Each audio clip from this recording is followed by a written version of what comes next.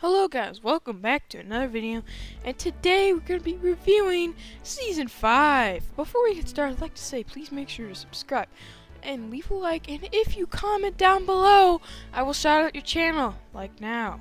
Shout out to Pelican Pack for commenting on my 2 videos, even though it says on YouTube it's likely to be spam. I don't care, okay? Because, yeah, it's nice to know. So shout out and make sure to watch his channel if you feel like it. And we'll link his channel down below in the description. Okay. Now, today's video is going to be weird because there's 4 main things we have to talk about. 2 positives and 2 main negatives. There's other things. But, today we're going to be saying, is this Season 5 been a thumbs up or a thumbs down? That means it's horrible, horrendously horrible.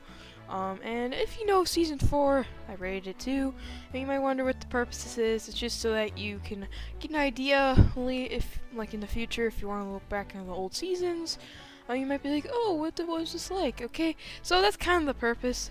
Anyway, well, let's get started. So first we're going to look at the negatives, just because I like that way. And the first negative, the least important negative I would say, is that it has to do with the challenges of Season 5. The weekly challenges, I have to say, some of them are really difficult, and that is a huge negative, just because the challenges really were supposed to be they're not supposed to be easy, but they're supposed to be something that is not simple, but is something different than what you normally do. And although some of the challenges were different, stuff like time trials and clay pigeons were confusing, because if you had no idea what a clay pigeon was, you would never figure out that they're basically everywhere throughout the map. And time trials, I mean, you saw YouTube. I had to make a video on it, which I usually don't do, just because people were confusing it with the racetrack. And so I was like, oh my god, I was blasting my head open. Ah! Jeez, that was so bad. Anyway, point is, don't you dare say that the challenges were easy. I'm just saying some of them are hard, and yeah, I mean, they weren't that bad, but like, some of them like one time trials, literally you had to have a golf cart to beat, because otherwise it's impossible. Anyway, let's move on to the main positive, negative, which I covered in a video before, which is the meta. So just to kind of give a brief explanation, so I don't explain this for like 5 minutes straight. The idea of the meta and why it's so bad is because the problem was that I feel like it was the easiest one to get, like, it was more meant for players who just didn't have good accuracy, and here's why. Because yes, the shotgun was involved, so you had to have accuracy to hit the shot, but reality was that most players would never really use a shotgun, and so the only way a shotgun was useful is you've got that lucky headshot, which didn't even do that much damage with most shotguns except for the double barrel. And so what's wrong with that is that the SMG came into play, and the SMG was basically, hey, people's version of saying, hey, here it is. Like, here's the thing that basically sprays out in a triangle of the direction you're facing.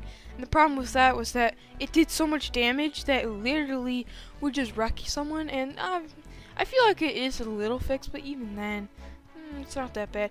Plus, they kept adding and not really fixing. The problem is like the P90 was added that was overpowered. They nerfed it, but it's still overpowered.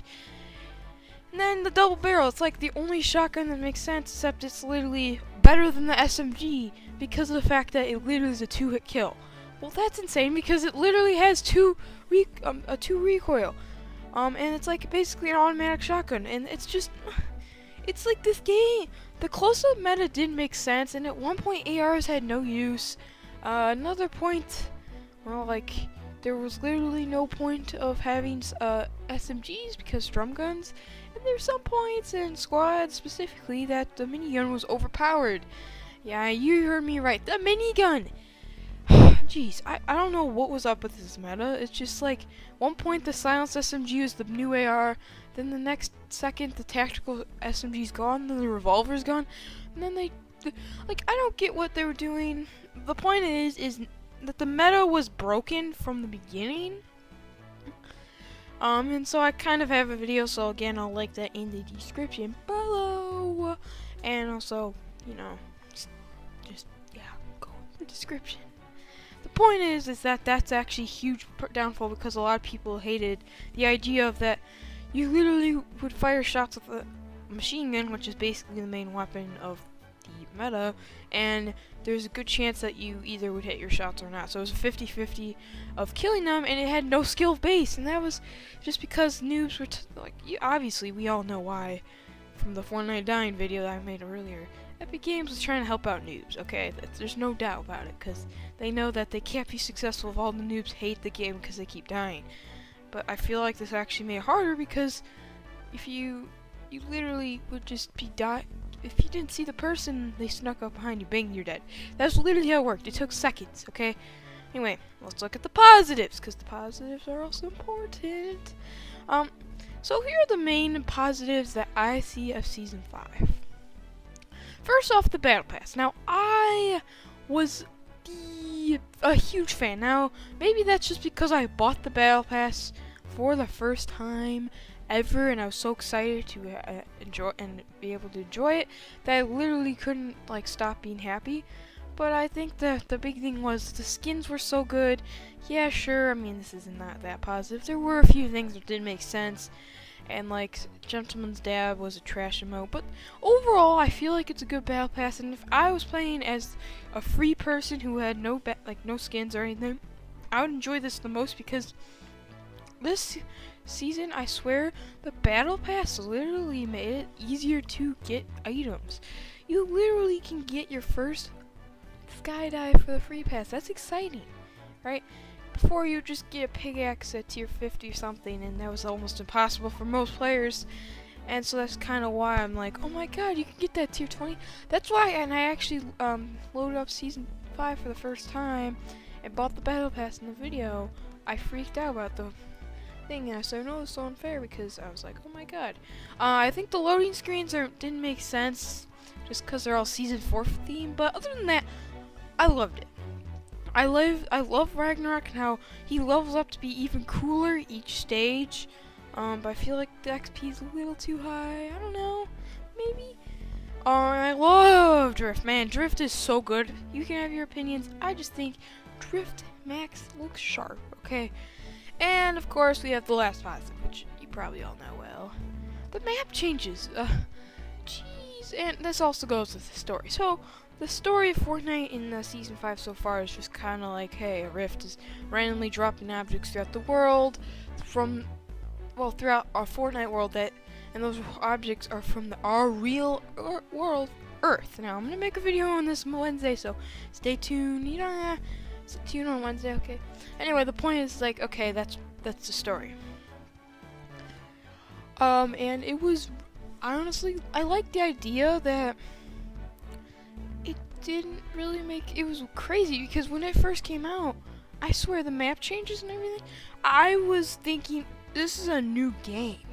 I was so, I felt so just overwhelmed about all the changes, and it just felt all unique. And of course now it's just oh, Paradise Palms, let's land you, who cares? But it felt interesting to see that the story made a desert in the whole one side of the map, and there's a random huge luxury place, and then you had this Vikings. I was like, oh my god, what's the theme?